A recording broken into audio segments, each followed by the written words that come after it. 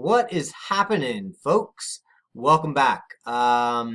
We are moving into chapter 5,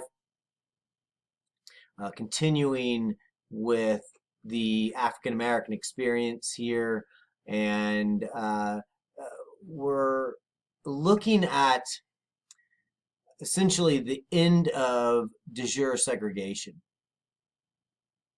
So the mechanization and modernization of agriculture in the South really had a powerful effect on race relations. Essentially, in efforts to continue this type of um, uh, economic mode of production, you needed to be able to maintain a large, powerless workforce, but that's declining. And we're now seeing a migration northward of African Americans to urban areas, which in turn makes political power more feasible for African Americans. As they leave the South and they go into the urban centers, they become more concentrated. And as long as they can vote, they can change the political landscape. So World War II sees one of the first and most successful applications of the growing stock of black power. And this happens with the Brotherhood of Sleeping Car Porters, and it's spearheaded by a guy named A. Philip Randolph. And it really puts pressure, and Roosevelt ends up, through executive order, creating the Fair Employment Practices Commission. These sleeping car porters, of course, are predominantly African American, and they're not receiving fair employment practices. They're running into unfair employment practices, and Roosevelt decides to take action.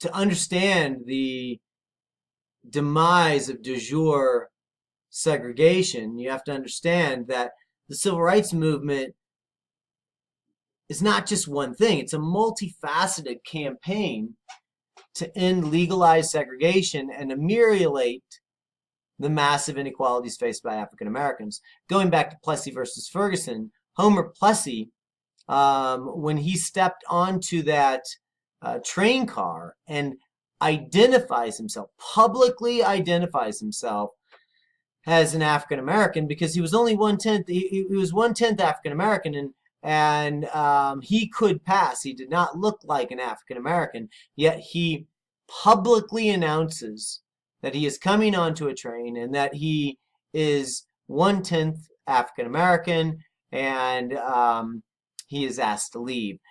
That's not by coincidence. That was an orchestrated act, followed up by a legal challenge that ultimately Homer Plessy and his folks lose, but nevertheless, it was organized. And it really lays the foundations for Brown v. Board of Education in Topeka. This happens in 1954. This reverses Plessy versus Ferguson, that 1896 rule that racially separate facilities are inherently equal and therefore constitutional. But this overturns that, and it says no, that racially separate facilities are inherently unequal and therefore unconstitutional. But Brown v. Board wouldn't have been the challenge that it was if there wasn't Plessy versus Ferguson in 1896. And so all of this is happening in concert with each other. Of course, Southern states are not going to tolerate this, folks. And they respond to the Brown v. Board decision by stalling and mounting campaigns of massive resistance. Of course, the KKK, which was largely dominant since the 1920s, all of a sudden starts reappearing along with other groups that are overtly racist, which we should refer to as terrorist groups. Whenever you hear the Ku Klux Klan, you should think terrorist group. White hate, terrorist group. But that's not how we construct those groups. For example, Prince Edward County, which is in central Virginia, chose to close its public schools rather than to integrate. For 5 years, white children in Prince Edward County in central Virginia attended private segregated academies, and the county provided no education at all for African American children. Think about that. A county government decides to provide no education at all versus desegregating their schools and allowing African American children to go to school with white children.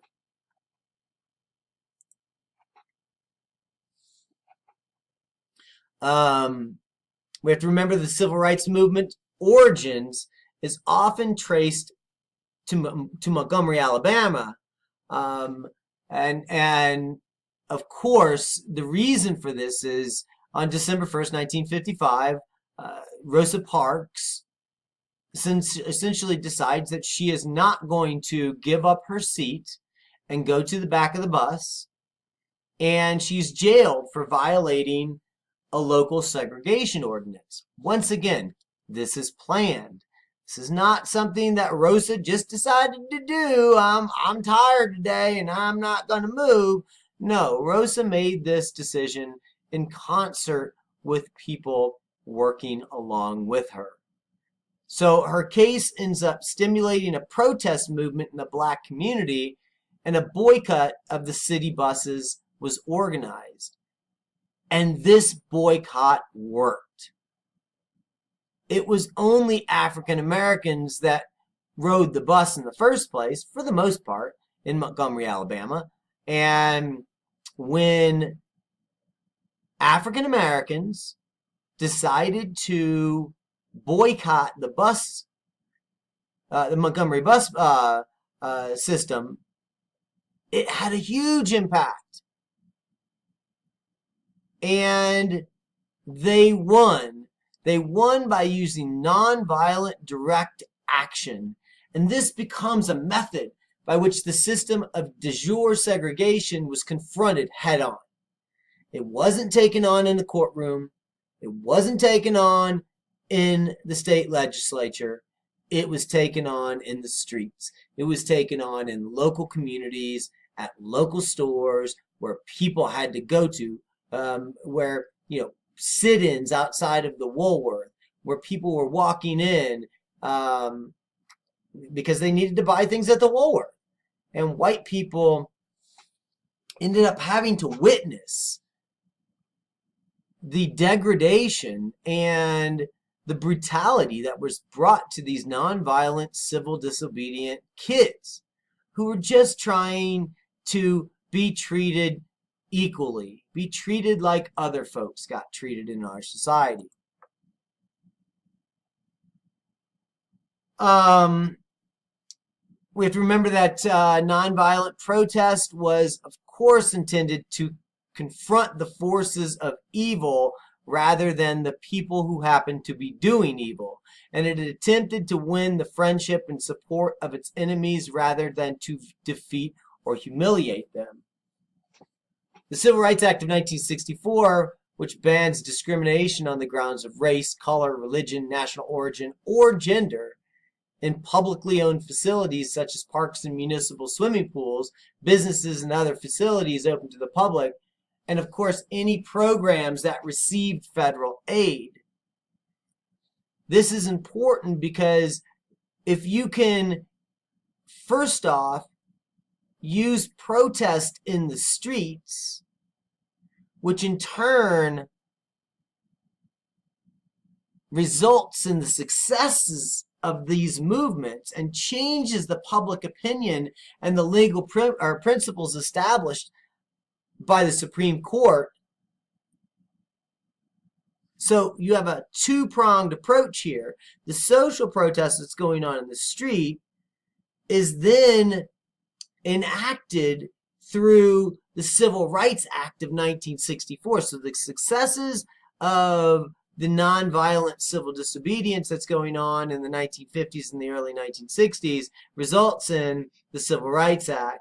And this is extremely important, not just, it's the federal government that says it will no longer tolerate these types of discrimination.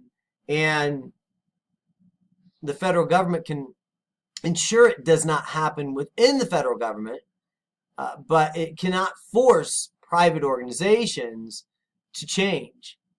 But it can force private organizations that receive federal aid. And there's a lot of people, a lot of organizations, a lot of companies that receive federal aid, and they're no longer going to be able to engage in these practices if they're going to receive federal aid. So this is an incentive to change. If you do not change, the federal government revokes your funding. And many businesses realize that if they want to keep receiving money from the federal government, which they do, then they're going to have to change their act. And of course, it results in the Voting Rights Act of 1965. It's also instituted or initiated by President Johnson. And this requires that the same standards be used to register all citizens in federal, state, and local elections. This act banned literacy tests, whites-only primaries, and other practices that have been used to prevent African Americans from registering to vote. This, in turn, empowers the African American population to begin to whittle away at changing things at the ballot box.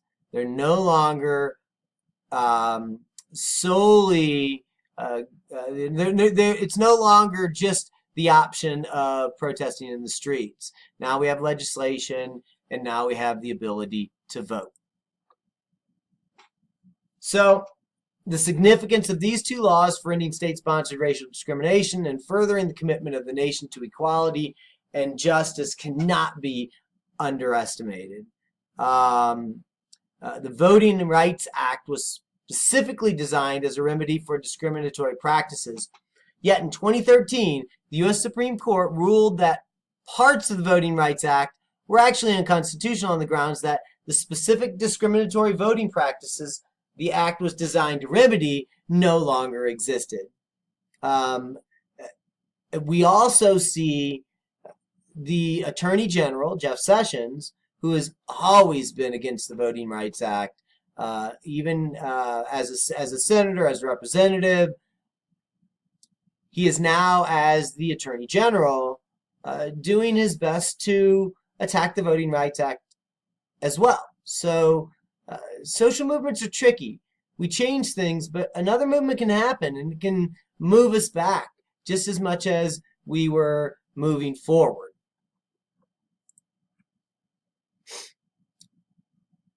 Some other things to think about, developments outside of the South. So de facto segregation, which is segregation resulting from the apparently voluntary choices of dominant and minority groups alike. It just happens as people and groups make decisions about where to live and work. So we just segregate ourselves based on the social norms, but it just happens.